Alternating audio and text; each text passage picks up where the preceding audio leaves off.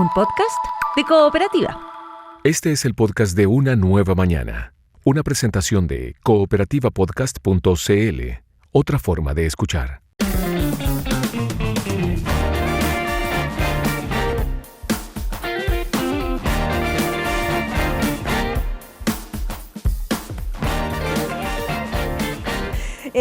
Bueno, vamos a hablar de la niñez, y desde la niñez, desde el punto de vista luminoso, ¿qué deberíamos rescatar o aprender o recordar de la mirada que tienen los niños del mundo, ¿no? Así onda, como decía el Principito, que los adultos nos olvidamos a veces de lo esencial, que es como miran a veces el mundo de los niños y las niñas. Ya estamos en contacto con el psicólogo Felipe Lecanelier. ¿Cómo estás, Felipe? Buen día. Hola, gracias por invitarme. Gracias a ti, Felipe, por estar con nosotros esta mañana. Bueno, tú has hablado de una niñez enferma aquí en Chile, lamentablemente. Uno de repente le quiere poner el foco luminoso pensando en los niños y todo eso, pero de que tenemos problemas. Salud mental infantil en particular, que es una de las cosas que más complica, ¿no? Sí, desgraciadamente nosotros empezamos a hacer estudios ya hace 16 años y la tendencia es que cada vez es más difícil ser niño o niña en nuestra querida sociedad chilena. Oye, Felipe, le estamos preguntando a nuestros auditores y auditoras qué les gustaría rescatar de cuando eran niños, niñas, qué deberíamos aprender de la niñez. ¿Qué responderías tú?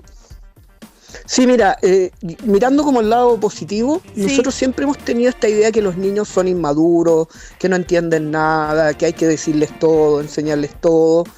Es una concepción más bien cultural, más que científica, porque hay mucha evidencia que muestra que los niños son, por ejemplo, intrínsecamente empáticos y cooperadores.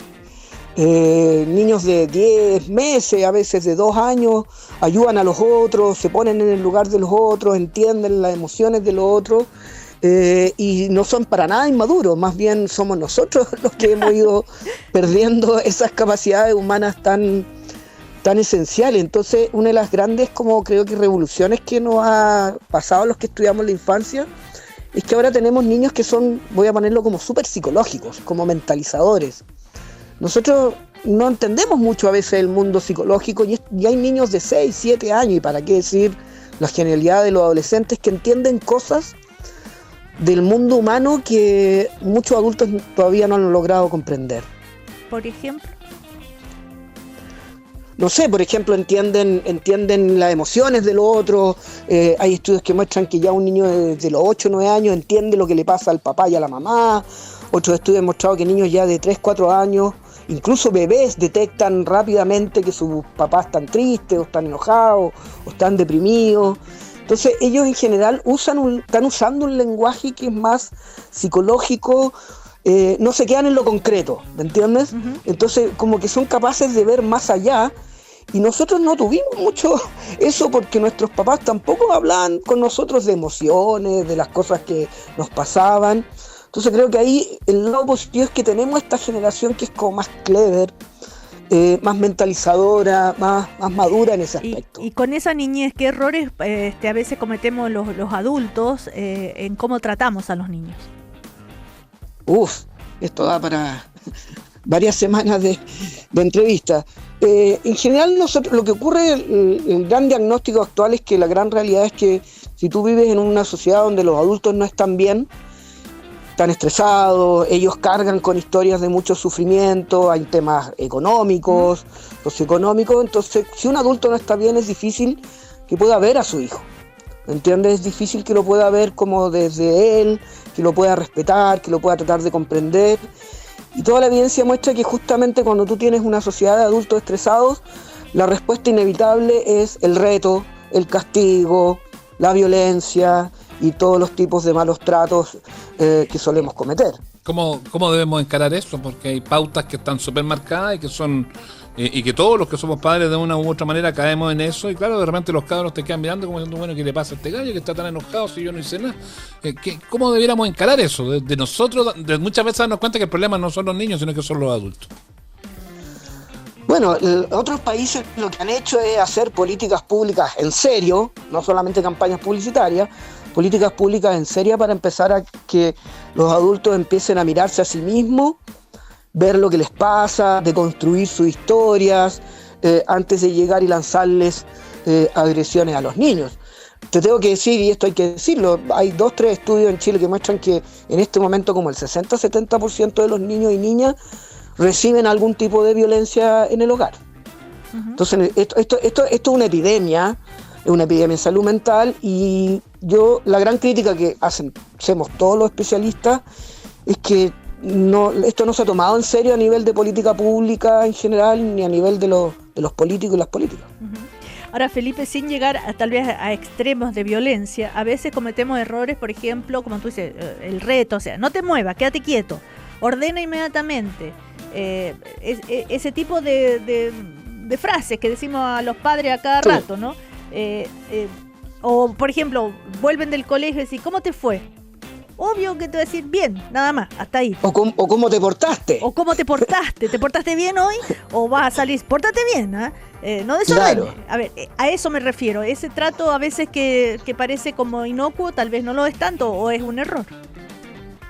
Mira, ahí es donde nosotros más tenemos nuestro estudio, y una de las cosas que hemos encontrado comparándonos con varios países, que Chile es un país muy autoritario con la crianza, ¿ya? Somos un país en donde nosotros somos muy autoritarios, muy déspotas, criamos mucho bajo el control, en el sentido de que yo quiero que tú seas lo que a mí me conviene que tú seas. Y cuando el niño no es algo que se convierte en algo que es diferente a la expectativa del adulto, tendemos a retarlos, gritarles, controlarlos, y tenemos una expectativa súper potente de querer tener como un niño que no existe, que es este niño que no llore, que no camine, que no se mueva. Entonces ahí es donde hay un tema que se requiere como un cambio más que psicológico, un cambio más como cultural, uh-huh, de que los adultos empiecen a mirarse a sí mismos y dejen un rato tranquilo a los niños.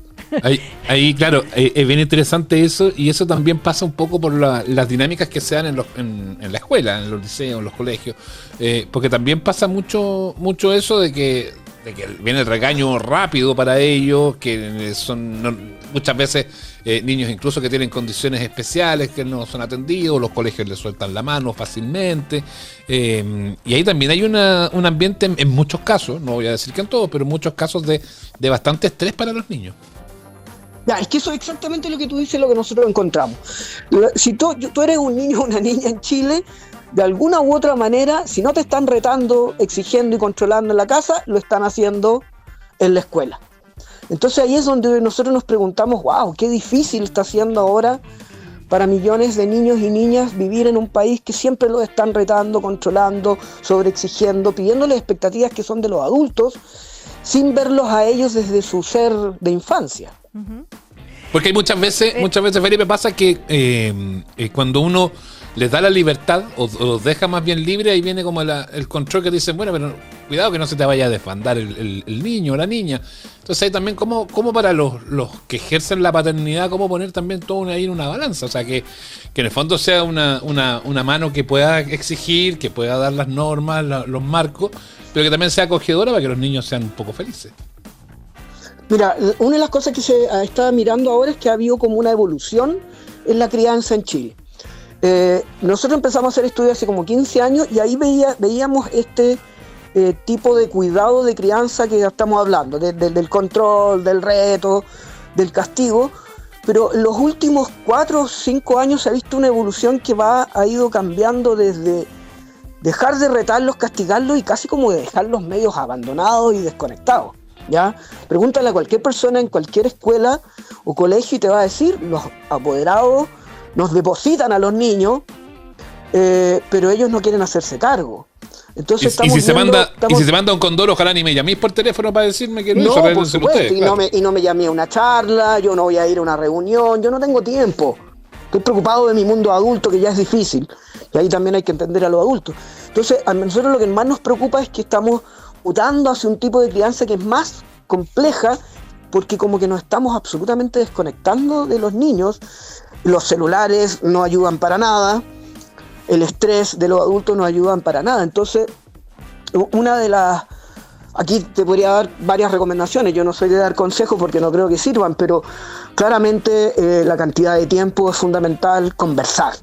Se está hablando en diferentes partes del mundo de que parece que la conversación es como la clave para la interacción con el niño, porque si tú no conversas con tu hijo, ¿cómo vas a saber lo que le pasa, cómo fue su día, si lo está pasando mal, si sufre bullying, ¿me entiendes? Si se siente mal conmigo. Entonces parece que uno de los aspectos que se está más trabajando ahora es la capacidad, cómo potenciar en los adultos la capacidad de conversar, pero conversar por conversar, no conversar para interrogar, para retar, para sermonear, conversar por el arte de conversar y reunirnos en la conversación. Estamos conversando con el psicólogo Felipe Lecanelier, especialista en temas de infancia, ¿no? Tiene muchísimos libros publicados y todo. Ahora, justamente a propósito de lo que acabas de decir, te quería preguntar, ¿cómo gatillar esa conversación? ¿Qué podemos hacer? ¿Por dónde partir, digamos? ¿Qué tipo de preguntas hacerle a los niños para que se abran a conversar? Mira, en cada acción que uno puede recomendar de lo que un adulto tiene que hacer con un niño, lo primero que tiene que hacer el adulto es mirarse a sí mismo, ¿ya? ¿Por qué te lo digo eso? Porque lo primero que tienen que hacer los adultos es hacerse la pregunta ¿para qué conversan con sus hijos? Te lo digo porque también lo tenemos estudiado, y una de las cosas que nosotros encontramos es que en Chile los adultos conversan breve, apurado, queriendo salir rápidamente de la conversación, o conversamos para interrogar o sermonear. Entonces, lo que todavía no hemos entendido es que siempre estamos dando consejos de qué hacer con los niños, cómo regular sus pataletas, cómo conversar con ellos, pero la primera gran pregunta es que cada adulto debería hacerse la pregunta, bueno, ¿qué estoy haciendo yo con mi hijo? ¿Me entienden? ¿Cuáles son las expectativas que tengo? ¿Por qué reacciono de determinada manera? ¿Cómo lo veo a él? ¿Cuáles son, me entiendes? ¿Cuáles son mis propias expectativas? Felipe, pero yo quiero conversar con mi hijo, con mi hija, que tiene, supongamos, 7 años.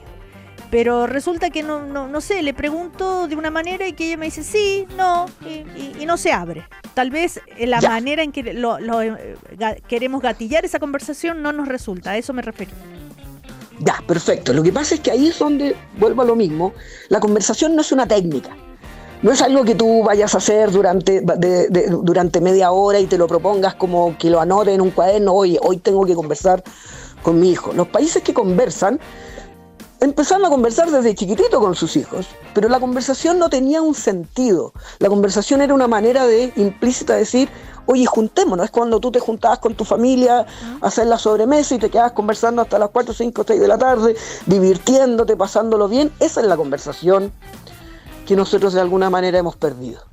Claro. ¿Me entiendes? Porque no es una conversación como una tarea. Los niños tienen una capacidad, y ahí vuelvo a lo que yo te decía de los niños psicológicos. Los niños y especialmente los adolescentes tienen una capacidad que detectan en pocos segundos si la conversación es obligada, si el adulto en verdad quiere conversar pero se quiere escapar, ¿me entiendes? Si la conversación tiene implícito una exigencia. Si tú le preguntas a tu hijo, oye, pero ¿cómo te fue en el colegio? En verdad lo que quizás le estás preguntando es cómo te fue en la prueba. Claro. ¿Y qué deberíamos preguntarle? Entonces es una entonces? Cultura que tenemos que crear de conversar. ¿Y cómo hago para que me cuente sobre su vida en el colegio? ¿Cómo le tengo que preguntar? Yo no te puedo, mira, ese es el error, porque lo primero yo te puedo decir es que converses sin expectativas. No converses como una tarea, no converses pretendiendo que tu hijo vaya a responder de una manera o te vaya a decir tal cosa. Empieza a crear una cultura en donde de a poco tú empiezas a conversar libremente. Va a tomar su tiempo, porque te vuelvo a repetir, los niños y las niñas no son tontos, ¿me entiendes? Tienen que ver, ellos tienen que sentir de que mi mamá o mi papá quiere conversar conmigo porque se quiere conectar conmigo, porque le intereso, hay un interés de él hacia mí o de ella hacia mí.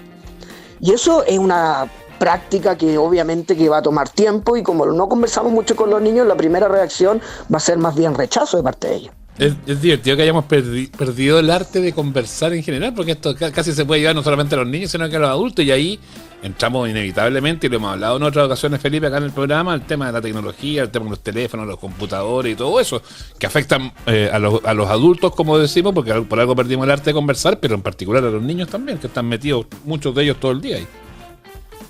El gran diagnóstico que hace mucha gente de la decadencia de la sociedad actual es que nosotros somos una especie muy sociable, muy conversadora, muy vincular, pero de alguna u otra manera, y tal cual como tú dices, bajo todos estos medios, hemos ido matando nuestra capacidad de socializar, de vincularnos, y esa es nuestra esencia. Entonces sí, de ahí, por eso ahora se plantea que la epidemia mundial es la soledad, ¿me entiendes? Sí, porque ahí entran los niños que están solos todo el día también, porque ese es otro fenómeno. Aquí hablamos de lo conversar y todo eso, pero hay algunos papás que están escuchando que dicen, pucha, yo ni siquiera lo puedo pasar a dejar, tienen que irse caminando solo en la mañana al colegio y después yo llego en la noche cuando ya está casi acostado terminando las tareas. Por eso yo creo que nunca hay que culpabilizar ni empezar como a demonizar a los adultos, porque también hay que entender que hemos creado una sociedad en donde ser adulto es súper difícil. La cantidad de exigencias socioeconómicas, el tiempo, el estrés, las propias historias que los adultos tienen, a veces generan condiciones que nos hacen difícil, de alguna manera, seguir todos estos consejos que los psicólogos planteamos, ¿me entiendes? Es decir, soy de los que creo que hay que respetar a la infancia, pero también hay que respetar el hecho de que ser adulto es difícil ahora y criar es difícil. Claro, el domingo es el día del niño, el día de la niña. ¿Y qué sucede? Muchos regalos. Y a veces los adultos compensan quizás esa culpa por no estar suficientemente con ellos, con ella, y empiezan a regalar mucho objeto, y también los niños que cobran, entre comillas, la ausencia o la poca y el interés de los adultos pidiendo regalos. Mira, eso también se ha investigado y es muy interesante. Los niños no son materialistas. A los niños no les interesan los objetos ni los juguetes, a los niños lo que les interesa es la compañía, el vínculo y la conexión. Lo que pasa es que tú dices, ya, pero a mi hijo lo único que hace es que me pide juguetes. Tu hijo cuando te pide juguetes es porque él entendió que parece que esa es la manera que tiene de conectarse contigo. Es decir, los niños no son materialistas, nosotros los convertimos en materialistas. Entonces, vuelvo al mismo tema, tenemos que mirarnos primero nosotros los adultos. ¿Qué nos pasa? ¿Cómo hemos sido criados? Pero se hace difícil porque a veces no hay ni siquiera tiempo de mirarse un segundo, porque uno está preocupado de otras cosas. O sea, ¿deberíamos todos volver a leer El Principito? Deberíamos, deberíamos leer mucho. Yo creo que no solamente El Principito, pero también yo creo que de alguna manera los adultos lo primero que también tienen que hacer es pedir ayuda. Yo tengo mucha experiencia en eso y muchos adultos justifican sus crianzas violentas porque ellos fueron violentados y la violencia se vuelve como parte de la vida. Y estamos viviendo un mundo muy violento, especialmente en las redes sociales. Entonces yo creo que también un adulto lo primero que tiene que hacer es, si puede pedir ayuda, porque aquí nadie se salva solo. Así es. Es llamativo eso que dice Felipe. ¿Cuántas veces hemos escuchado que dicen, bueno, pero si a mí me dan correazo y no me pasó nada, aquí estoy viviendo y coleando? Pero bueno, el daño a veces ni siquiera es percibido por estos adultos. Si tú fuiste criado bajo un espacio de violencia, la violencia es como tu Matrix, ¿me entiendes? Claro. Es como tu realidad, tú ni siquiera dudas de que estás haciendo algo que puede dañar al niño. Violencia es la manera como tú conoces el mundo y cómo te vincula con los otros. Y eso es lo que estamos viendo ahora, que cada vez es en aumento y es tremendamente preocupante. Bueno, acordarnos también, no olvidarnos que nosotras fuimos niños también. Nunca olvidarse de eso. Felipe Lecanelier, psicólogo especialista en temas de infancia, muchísimas gracias por estas reflexiones a propósito que el domingo es el día del niño y de la niña. Gracias.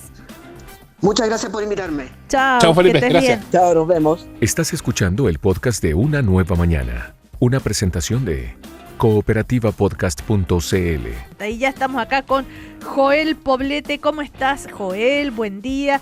Hoy veo que tenemos varios estrenos, 4. ¡Qué buena! Buenos días, sí, exactamente. ¿Cómo están? ¿Qué tal? Hola. Bien, muy Sí, bien. es que la semana pasada, estaba Spider-Man, las anteriores estaba la Odisea, entonces yo le había contado que se tenían muchos blockbusters. Efectivamente, Spider-Man ha reventado la taquilla a nivel mundial, pero esta semana viene más tranquilito, estrenos más bajo perfil, podríamos decir, otro tipo de cine que también es bueno tenerlo en cartelera. Claro, pero y que ojalá sean buenas las películas, por favor. La sí. naturaleza de las cosas invisibles.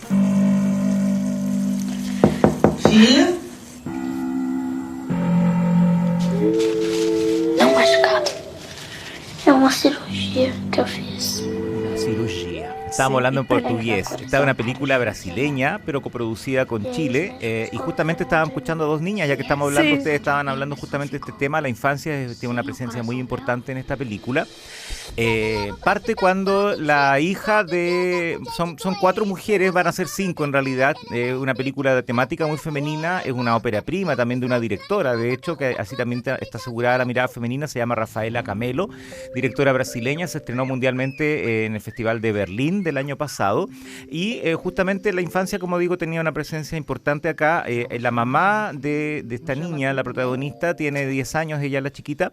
La mamá es enfermera. Entonces justo sale de vacaciones de verano la hija, pero lamentablemente no tiene con quién dejarla y no puede llevarla a ningún lado porque está con turno, entonces se la lleva al hospital. Así que la niña, como podríamos decir, que se empieza a aburrir un poco, obviamente, entre cirugías, donde no se puede meter, tiene que quedarse en una esquina, hasta que un día llega con una emergencia otra familia, una hija que trae a su madre, que tiene un principio ya de Alzheimer, tuvo una caída, está media delicada, y ella también anda con su hija, la nieta de la señora que tuvo el accidente. Entonces se hacen amigas ellas dos, porque le dice, mira, quédate un rato con mi hija, le dice la enfermera que está acá, se empiezan a hacer amigas, empiezan a compartir visiones de mundo, y empieza justamente esta conexión femenina desde la infancia, pero también la mamá, la enfermera, se hace amiga de la otra señora, y empiezan a conversar un poco, porque la señora que se cayó era media curandera, se la quieren llevar al campo de donde ella viene, así que es una película que reflexiona sobre la vida, la muerte, el duelo, cómo asumimos las pérdidas y cómo también esto se ve desde el punto de vista de los niños. La película es muy tierna, muy encantadora, la pueden ver en realidad es como para un público más adulto, pero es interesante ver esta mirada de los niños en torno a estos temas que a veces son tan delicados y difíciles de asumir, y también una realidad como la brasileña, y esto no transcurre en una gran urbe, en una metrópoli, sino que tiene esta cosa un poquito más aterrizada, que eso lo encuentro bien interesante. O sea, recomendada. Me gustó, y como digo, aunque es brasileña, tiene coproducción con Chile. Hay una productora detrás, la productora Rebeca Campos, justamente. Hay la directora de fotografía es chilena, el músico Alekos Vuskovic tiene el encargado de la banda sonora chileno. Así que creo que está interesante, muy bonita, me gusta, la recomiendo. Es una película, quizás, como digo, no grandilocuente, porque es mucho más intimista, sin demasiadas pretensiones, y eso lo rescato porque está muy bien logrado. Muy bien, seguimos. Segundo estreno de la semana, Diamanti. Il costume non deve solo vestire il personaggio. Esta sí es italiana. Yo recién cuando decía cirugía era portugués y yo pensé que era italiano, ¿no? Claro, no, esto sí que es italiano. Esta es la película, sí, Diamantes, podríamos decir, es de un director del que se habló bastante en su momento, que se llama Ferhan Özpetek, director turco, se radicó en Italia y empezó a hacer películas a fines de los 90, y aquí a Chile llegó en esa época en el circuito cinearte, en ciertas salas, no llegaba a todas las salas, películas como Hamam, El baño turco, El último harén, después llegó una que se llamaba La ventana de enfrente, El hada ignorante, fueron películas bien conocidas. Yo lo que siempre le he encontrado a este director, y siempre lo comento, encuentro que es como un intento de ser como tipo Almodóvar en el cine italiano, porque él abordaba mucho las temáticas de diversidad, mucha sensualidad de por medio y personajes femeninos muy potentes. Pero lamentablemente no encuentro que esté al mismo nivel, pero por lo menos un intento de hacer en el cine italiano esto. Y en este caso esta película es bien especial, porque cuando parte, el propio director aparece en pantalla, hace como una reunión de equipo, como la podrían decir casi como una reunión de pauta periodística, pero en este caso una reunión con su equipo, con sus actrices de toda la vida, las que han estado en varias películas con él, y les dice, mira, quiero hacer una nueva película, y empieza a decir, tú vas a hacer este personaje. Entonces parte un poco de la realidad y de ahí llega la ficción. La película transcurre en la Roma y la Italia de los años 70, y transcurre todo en una casa de una sastrería, una casa de diseño de vestuario, pero que no es cualquier vestuario, no es para moda o pasarela, sino que está especializada en cine. De hecho han ganado Oscar los diseñadores de esa sastrería, también hacen diseño para la ópera, para el teatro, y justamente muestra la cotidianidad de las mujeres que trabajan ahí. Una película mayoritariamente femenina, con todas las necesidades, los temas pendientes, de qué manera surgen unas y otras, y distintas generaciones, unas más jóvenes, otras mayores. A una tiene violencia intrafamiliar en su casa con el marido, otra no se siente realizada. Entonces todas las necesidades, los temas, las temáticas femeninas están muy bien abordados acá, con distintas actrices, algunas muy destacadas. Es una película lograda, bien atractiva, no encuentro que sea tan redonda, se diluye un poco entre tanto personaje, no desarrolla totalmente todo, da la impresión de un poco de collage, porque son muchas escenas sueltas, pero igual yo encuentro que la mirada al mundo femenino, lo atractivo que es visualmente por el diseño de vestuario, toda la relación, alusiones al cine de los años 70 italiano, también lograda, así que igual lo recomiendo, lo encuentro interesante. Llega a multisalas en el sector oriente, también va a estar en salas como El Biógrafo en el centro, alguna sala independiente, igual que la película brasileña, chilena que mencioné antes, así que también llega a un público amplio, no solamente a una o dos salas. Esta sí que por lo menos veo que están más multisalas que las otras. El día de Bajo Presión. Tiger was a training op, dress rehearsal for D-Day.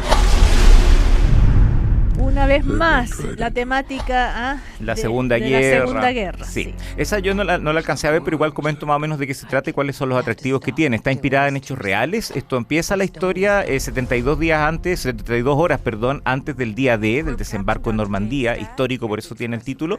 Y cuenta un poco, no desde el ámbito tan bélico típico de la batalla, el desembarco mismo, sino que se centra un poco en lo que vino antes, porque aquí justamente lo meteorológico tiene más importancia. Eso es lo curioso, más que lo bélico propiamente tal. De hecho, los dos grandes héroes, por un lado está el legendario general Eisenhower, que lo encarna ni más ni menos que Brendan Fraser, el actor de La Momia, que se recuperó su carrera con el Oscar que ganó por La Ballena hace un par de años. Bueno, él interpreta al general Eisenhower, y un actorazo del último tiempo, Andrew Scott, el actor británico que lo hemos visto en series, en películas, que es de los mejores actores del momento. Él interpreta al jefe del Servicio Meteorológico Británico, y de él depende el informe del tiempo. Impresionante la historia. Sí, es interesante en ese sentido. ¿En qué momentos decidimos dar la orden de que ya, desembarco? ¿Qué día? ¿Qué hora? ¿Va a llover o no va a llover? ¿Qué va a pasar? O sea, y ahí Todas los esas cosas. meteorólogos dan... Y él Toma la le hizo decisión. caso, y le hace caso al meteorólogo. Sí, no vamos a adelantar lo que pasa, aunque ya se sabe la historia cómo Sí. ocurrió, pero esto de entre telones siempre son entretenidas estas películas. Así que si le gustan estos actores, sobre todo Andrew Scott, Brendan Fraser y este tipo de temáticas, un ámbito bélico pero de una óptica distinta, la película ya está en cartelera desde ayer. Vamos a ver de qué se trata esta otra, que se llama Impacto Mortal. Porque, a ver, debe ser thriller, balazo, algo por el estilo. ¿O no, joven? ¿No? El título engaña. El impacto mortal es del avión que se estrella en el mar. También tiene temáticas. Con impacto, claro, ya. así que igual había un impacto. Esta es una película también de acción, thriller, suspenso. Es un thriller. avión que está haciendo un viaje desde Los Ángeles a Shanghái. Tienen que hacer un aterrizaje de emergencia. Aterriza ni más ni menos que en el mar, y el mar está infestado de tiburones. Así que imagínense Ya. todo lo que pasa, todo lo que hay de por medio. La crítica no la trataba muy bien, tampoco yo la alcancé a ver, pero igual les cuento que es de Rennie Harlin, que es un director que estuvo súper de moda en los años 80 y 90. Hizo Pesadilla 4, Duro de Matar 2, lo vimos en varias películas, incluso hizo la película Driven. ¿Se acuerdan de la película que dio tanto que hablar a principios de los 2000 con Cristian de la Fuente, que actuaba con Sylvester Stallone de las carreras de auto? Es el mismo director que todavía ahí sigue dando que hablar, y en este caso el actor protagónico es Aaron Eckhart, que interpreta al piloto que tiene que tratar de que la mayor cantidad de gente sobreviva a pesar de que las circunstancias están en contra. Así que si les gusta esa película con tiburones, con mar, este mismo director había hecho una película con tiburones en el año 99, así que retoma un poco Que este tiene tema. fijación con los Tiene una tiburones. fijación con los tiburones. Así que ahí también está en cartelera. Y esta tiene un nombre más raro. Es raro el nombre. Erupcia. Erupcia. Esto es un estreno en el streaming. Dziękuję. Dziękuję. And how do you say you're welcome? Nie ma za co. Ahí los dos protagonistas, la pareja protagonista en este tráiler, están intentando aprender un poquitito de polaco, porque la acción transcurre en Varsovia, transcurre en Polonia. Es una película estadounidense coproducida con Polonia. Llega desde hoy, está disponible en la plataforma Movie, en el streaming, como decía Cecilia. Es bien interesante porque hay una figura que está súper de moda, que es Charlie XCX, la gran cantante británica, famosa, acaba de lanzar su nuevo álbum, salió en una película que se llama The Moment. Ella interpreta a la protagonista, y la película, ojo que el director de la película hizo el guión con sus propios actores, incluyendo a esta cantante, a Charlie XCX, y está bien interesante. Una pareja que llega, va de viaje, se les cancela el vuelo porque hay una erupción, por eso se llama Erupcia, que es el nombre en polaco.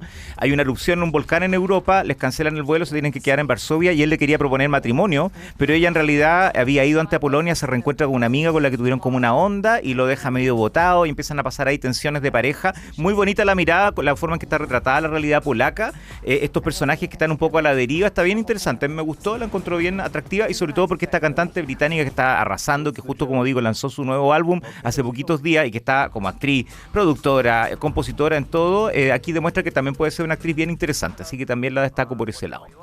Bueno, ahí tenemos entonces 4 estrenos en salas, 1 en el streaming.